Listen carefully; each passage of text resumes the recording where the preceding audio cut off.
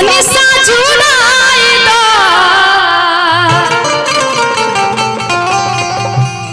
औरत के भाव देखो का तरी आधे धाधु कट कार जवा बाटे तनी सा जुड़ाई दो आ जवन गोतिनिया सड़िया अरे पहिरे नु हो सैया आता ही सड़िया लाई द अरे जवन गोतिनिया सड़िया अरे पहिरे नु हो सैया ताही सड़िया लाई द कह तरीके जब देखो तरी उनका साड़ी झमझम लगे हमरा याद आवत हमरो के लेके दी कह तरीका कि जवन गोतिनिया सड़िया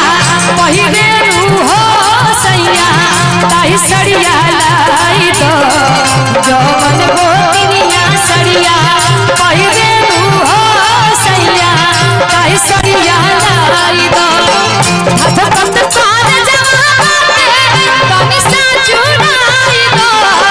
हाथ बंद कार जवा बाटे तनी सा जुड़ाई दो जवन गोतिनिया सड़िया पहिरे नु हो सैया ताही सड़िया लाई दो जवन गोतिनिया सड़िया पहिरे नु हो सैया ताही सड़िया लाई दो लाल दुपट्टा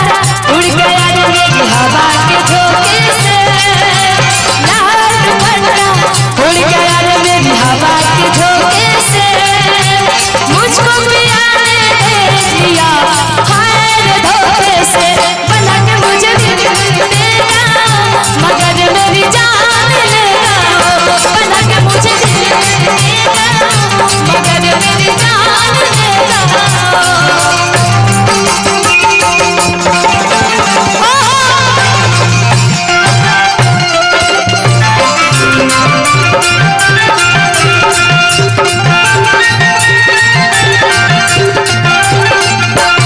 और कहा तरीका कथई कालल के सड़िया बड़ा नाचरिया हो किनी का कालल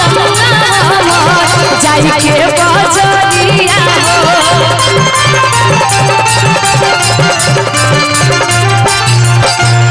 हमरा मन बाकी कथई कलर के साड़ी पहनी है राजा जी हमरा जाई मार्केट से ले आके हमरो के दिखा तरी कथई कलर के साड़िया बड़ा गाना चलिया हो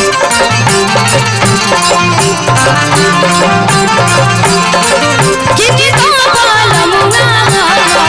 जाई के बजरिया हो चाहे रोना लाइन काटे भला ही माई दो चाहे रोना लाइन काटे भला ही माई दो जवन गोतिनिया सड़िया पहिरे नु हो सैया ताही सड़िया लाई दो जवन गोतिनिया सड़िया पहिरे नु हो सैया ताही सड़िया लाई दो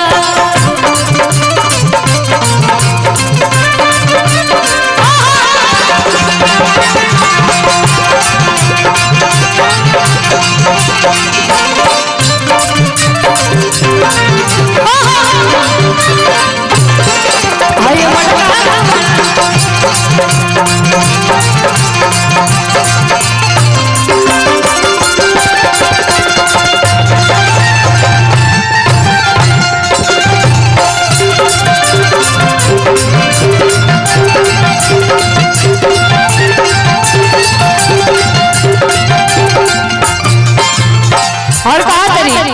अभी अभी कौन चीज के बात होत रहला के का करेला केहू YouTube चैनल खोल लेबा केहू बिजनेस खोल लेबा कहा तरी के जब इतना कमाई घर में होले बट हम काहे केहू से पीछे रही कहा तरी हम काहे पीछे रही अपना कमाई को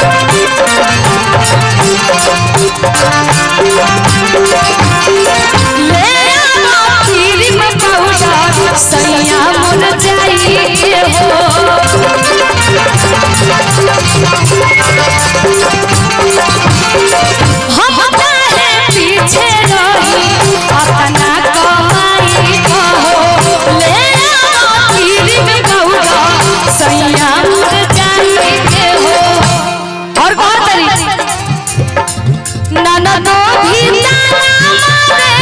तनी समझाइला ननदो भी ताना मारे तनी समझाइला जवन गोतिनिया सड़िया